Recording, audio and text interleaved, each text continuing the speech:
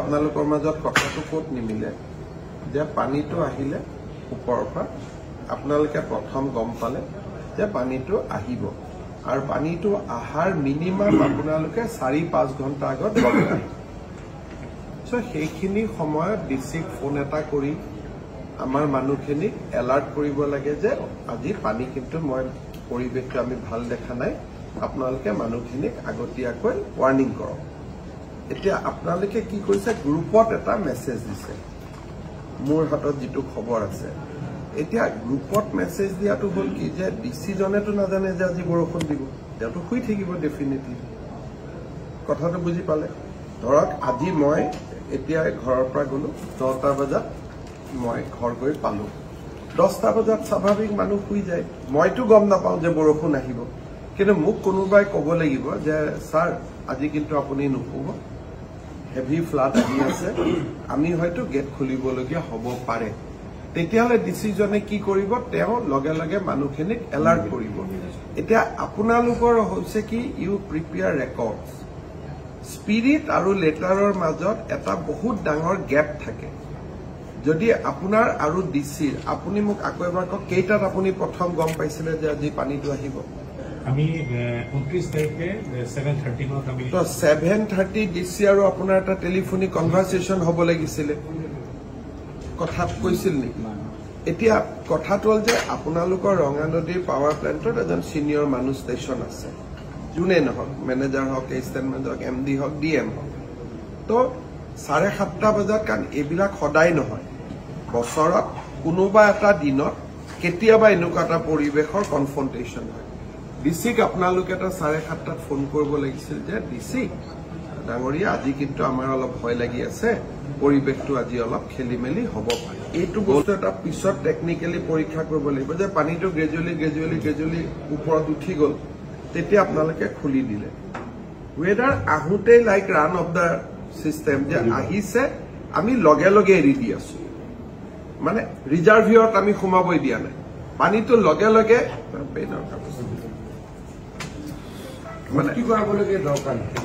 মানে আমি যদি সেই মুহূৰ্তত 4 ঘণ্টা ৰিজাৰ্ভিয়ত পানী নিদি আহাৰ লগে লগে পানীটো এৰি থাকো it will be gradual and slow release আপোনালোকে কি কৰে পানীটো আহে জমা হয় যেতিয়া অভাৰফ্লো হ'ব আৰম্ভ কৰে তেতিয়া আপোনালোকে এৰি দিয়ে কিন্তু টেকনলজিক্যালি এটো পাৰে নে নোৱাৰে মই নাজানো আপোনালোকৰ এটো চাব লাগিব যে 10% জমা হলে এৰি দিও 10% জমা হলে এৰি দিও 10% জমা হক এৰি দিও তেতিয়া একেলগে ফ্লোটো নহয় এতিয়া মুখ চিফ সেক্ৰেটাৰীয়ে কৈছে যে গ্ৰুপত আপোনালোকে এটা মেছেজ দিছে ইমান মানুহৰ জান মালৰ ক্ষতি হয় গ্ৰুপত মেছেজটোৱে এনাফ নহয় কাৰণ ডিসিটো খুব এই বস্তুটো যদি আপুনি চাই যে অল দিজ আৰ মোবাইল আৰু হোৱাটছআপ বাট ইয়াৰ ভিতৰত আপোনাৰ আৰু ডিসিৰ যোনে ইয়াত নব কিয় এই কথাটো মই যোৱাবাৰ যেতিয়া মই এবাৰ গৈছিলো ৰঙানদীত তেতিয়াও আপোনালোকক কৈছিলো যে ডিসি আৰু আপোনালোকৰ মাজত এটা হটলাইন থাকিব লাগে তাৰ পিছত প্ৰসেসটো যে আজি কিন্তু পানী বৰ দুজন অসমীয়া মানুহে কথাই পাতিব লাগে যে আজি বৰ পৰিৱেশটো বেয়া হ'ব অইনবাৰত কিন্তু মই অইনবাৰতকৈ বেছি বেয়া দেখিছো তেতিয়া ডিসিৰ দায়িত্ব ইয়াতে ইয়াত হল যে ফাৰ্ষ্ট ৱাৰ্নিং মেছেজ আপোনালোকে মেছেজটো কি বুলি দিয়ে কেনেকে দিয়ে কাৰণ বিভিন্ন সময়ত মেছেজ আহি থাকে যে আমাৰ ইণ্ডিয়ান মেট্ৰলজিকেলে প্ৰায় বৰষুণৰ মেছেজ দিয়ে কিন্তু বৰষুণ নহয় গতিকে মানুহৰ এটা ধাৰণা হৈ যায় যে এই মেছেজ বিলাকৰ এই মেছেজটো কিমান কেজুৱেল মেছেজ ফোন কৰি ক'ব লাগে ভয়ানক আপুনি কৈছে আমি ইমান protocol has been don't go by documents আপোনাক এতিয়া আপুনি যদি কৈ আছে যে ইমান নামিল আপোনাক যদি মানে ঠিক আছে এতিয়া মই আপোনালোকক এইখিনিকে ৰিকুৱেষ্ট কৰিম যে এই কথাটোৰ কাৰণে এটা মই চিফ সেক্ৰেটাৰীকো কৈছো দুটা কথা পাৱাৰ জেনেৰেশ্যনৰ কাৰণে ৰাখিব কথাটো এনেকুৱা নহয় আমাৰ যিটো নিয়ম আমাৰ এটা ফ্লাড কুচনিং কৰিব দিয়ে ফ্লাড পিকটো এনেকে আহে হাইড্ৰ'ভাৰ্বৰ তো এই গোটেই ফ্লাডটো এনেকে মানে আপোনালোকৰ পিকটো ৰাখি দিব নহয় আপোনালোকৰ ফ্লাড কুচনিং যিটো কয়